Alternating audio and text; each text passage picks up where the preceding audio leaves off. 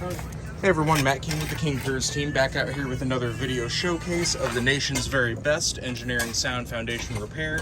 If you'd like to see more, we highly encourage you to visit us over on our YouTube and Facebook channels. If you haven't visited before, just search for King Piers LLC, and while you're there, we'd really appreciate it if you left a like and a subscribe. This is day 2 in Kearney, Missouri. We are in the process of excavating where our new concrete footing is going to be poured. And then upon that concrete footing, we are going to build a new solid concrete-filled CN block wall that's going to be from the corner all the way down to this corner. And then we're going to come all the way to this side as well. So that's one part of this project.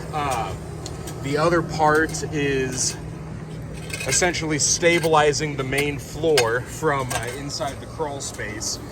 There's a lot of subfloor on the main part of the building on the front.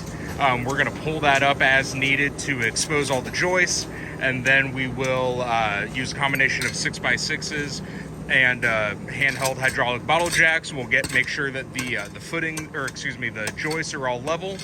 And then we'll reinforce those as needed by splicing on with like-sized treated lumber, and then that should be about it.